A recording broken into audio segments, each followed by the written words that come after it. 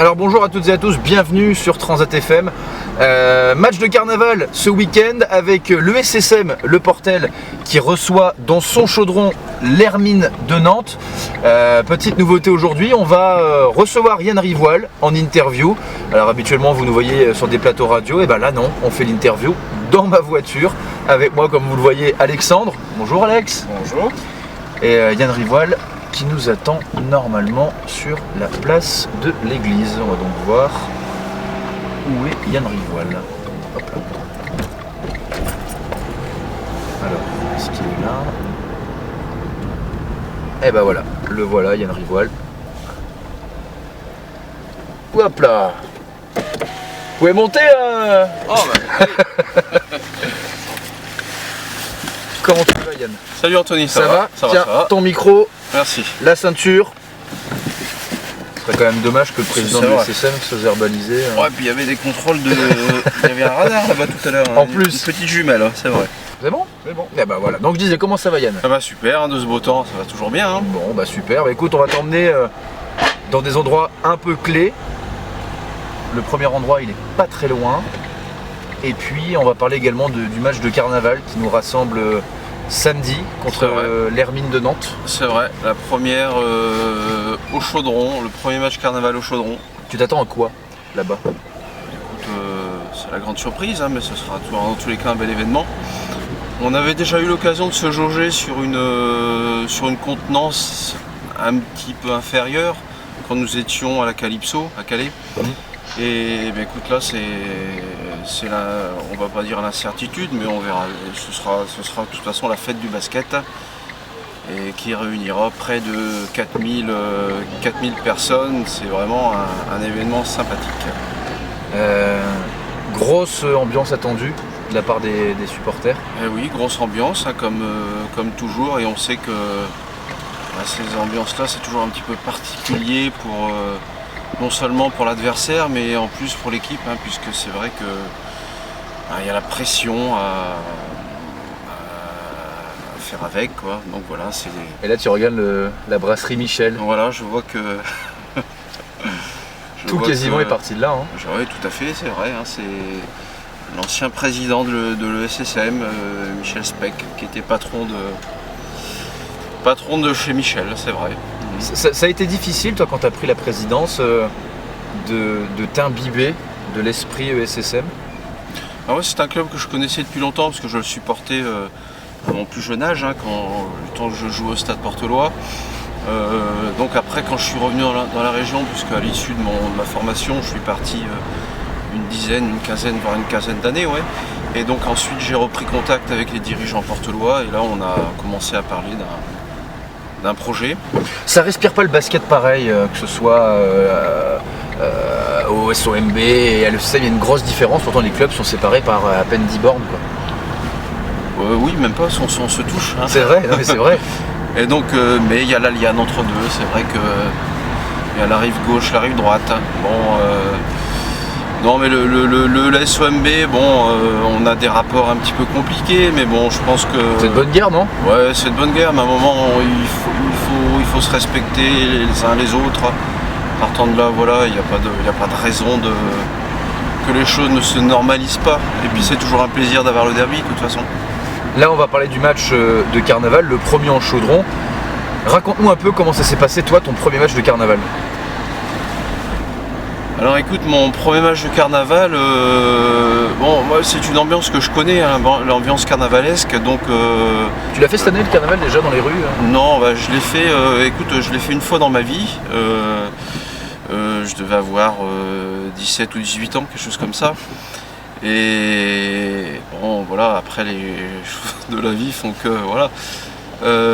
Mais non, mais si pour revenir au match de carnaval, c'est vraiment très très particulier, parce que je crois qu'il n'y a que dans notre région qu'on voit ça. À Gravelines, ils ont aussi mis en place le match carnaval, mais paradoxalement, Boulogne ne l'a pas mis en place. Et alors, pourquoi, je n'en sais rien. Il n'y a pas le carnaval à Boulogne? Ils ne le fêtent pas comme au Portel, comme une fête traditionnelle. C'est certain, mais bon, c'est vrai qu'on a une culture à défendre, et ça fait partie de la culture porteloise.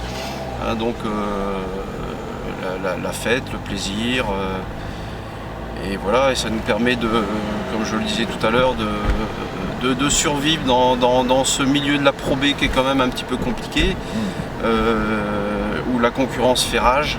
Mais voilà, il faut toujours compter sur nous et avec nous. Et aussi sur les joueurs, un mot justement sur le staff.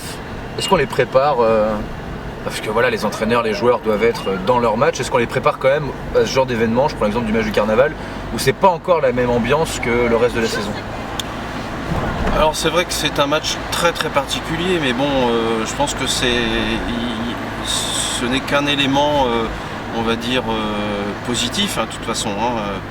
Un événement festif, réunir 4000 personnes enthousiastes. Il y a une pression appréhendée aussi, hein, c'est évident. On l'a vu au match inaugural dans le Chaudron. On a quand même mis quelques temps à marquer le premier point. Je crois qu'on devait être mené 10-0, quelque chose comme ça. Donc comme quoi la pression est toujours là. Donc là c'est le premier match Carnaval dans le nouveau Chaudron. Bon, il peut y avoir un petit peu de problème à l'allumage, mais bon voilà, après ça fait partie des choses que les joueurs doivent appréhender, que le staff aussi, donc voilà, je me fais pas trop de soucis. Hein. Bon, et ben là on est parti chercher Roger qui représente le Swiss Life. Ouais, voilà, qui représente Swiss Life absolument. Je suis toujours avec Alexandre, il a retiré son casque, Oui. Alexandre. Et Roger, en plus de représenter le parrain du match, c'est un gros fan de l'USSM. Donc on va pouvoir un peu papoter avec lui. On va le chercher un petit peu, l'ami Roger. Alors Roger, ah, il y en a un là-bas. C'est peut-être lui. J'espère qu'il n'est pas re-rentré. Ah, il est là, Roger. Voilà. On est là. Venez.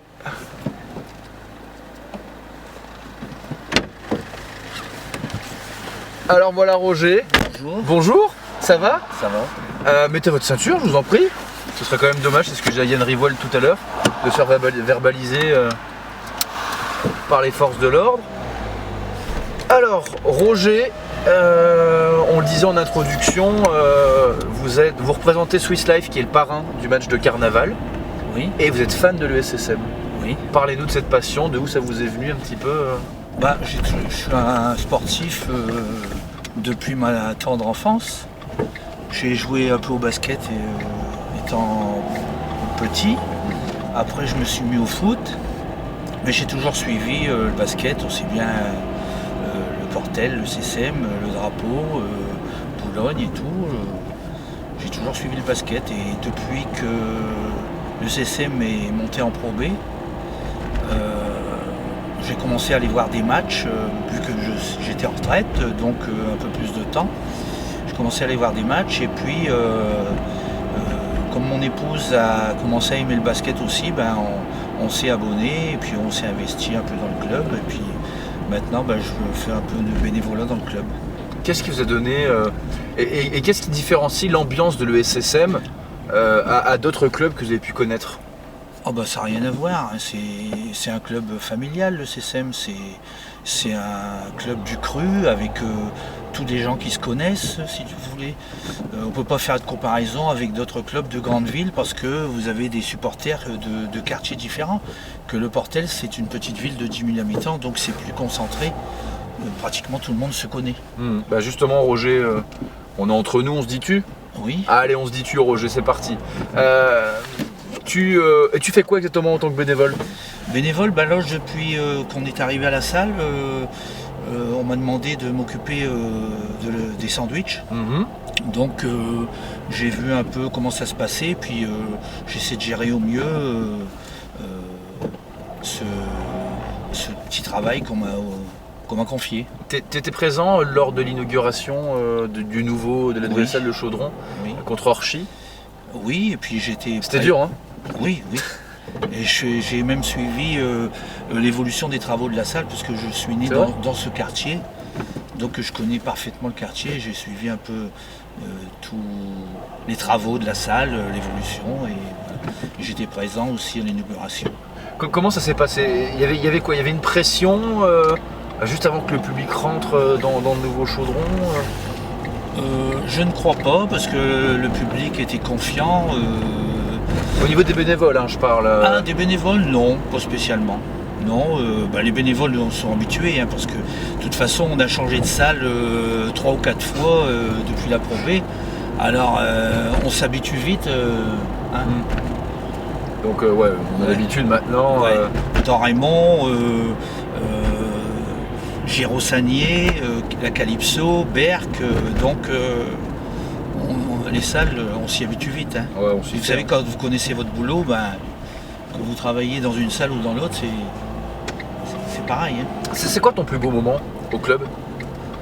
Le plus beau moment au club, ça a été l'année dernière, quand on est allé en finale de la Coupe de France. Contre Limoges? Strasbourg. Contre Strasbourg. À la salle Carpentier à Paris, avec 1300 supporters portelois et je sais plus, il y avait 15 bus, je crois, des choses comme ça, voilà. Dans le tien? Oui, dans le mien. C'était beaucoup de travail à Girosanier? Oui, c'était beaucoup de travail pour les bénévoles et puis la mairie, parce que il y avait montage et démontage des tribunes à chaque match. Et puis amener tout le matos pour les boissons. Il n'y avait rien sur place. Non. Maintenant. Et puis on remarque dans Raymond c'était pareil. Hein. Il fallait amener le matos à chaque fois, donc il s'était stocké chez Alprec Filet à Outreau. Et maintenant c'est beaucoup mieux parce que le matériel il est sur place. Est-ce que c'est une histoire de famille, le SSM? On parlait de la famille du club. Toi, ta famille à toi, est-ce qu'elle est dedans? Mon épouse, elle vient avec moi au match, mais elle participe et puis elle me donne un coup de main au sandwich aussi. Bon, après... on te sent passionné quand tu parles. Oui, c'est un sujet qui te tient à cœur. Je suis passionné de sport en général, mais je suis passionné de l'ECSM parce que je passe un très bon moment quand je vais au match. Et même j'assiste aussi aux entraînements des joueurs parce que c'est... Tu en penses quoi de l'équipe ces années? L'équipe, j'en pense que elle travaille bien, mais quelque part il nous a manqué quelque chose à des moments cruciaux, surtout quand on a réceptionné des équipes qu'on devait battre, aussi bien chez nous qu'à l'extérieur. On a gagné contre toutes les grosses équipes et on a perdu contre toutes les équipes qui étaient derrière nous. Alors, petit pronostic, à ton avis, pour samedi? Pour samedi, on gagne. Hein. Ouais. Il va falloir qu'on bloque Durham, c'est ça, qui est revenu. Ça va pas être facile, hein? On l'a déjà fait. Hein. Belle dynamique quand même pour Nantes. On l'a déjà fait, on a les moyens de le faire. Hein. Et puis on a les moyens de gagner. Hein. Et je pense que le public, avec le nombre de personnes qu'il va y avoir dans la salle, on va impressionner Nantes et qu'ils vont avoir qu'ils vont avoir les nerfs à plat. Ce qui est sympa aussi, c'est que pour la petite anecdote, ça vous arrive aussi d'accueillir des supporters d'autres camps dans le COP? Oui.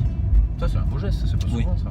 Il y a des clubs qui ont des bons supporters, comme Évreux par exemple, Saint-Quentin, très bons supporters aussi. Et Nantes. Mais Nantes, il n'y a pas beaucoup de supporters qui viennent, hein. C'est loin quand même Nantes.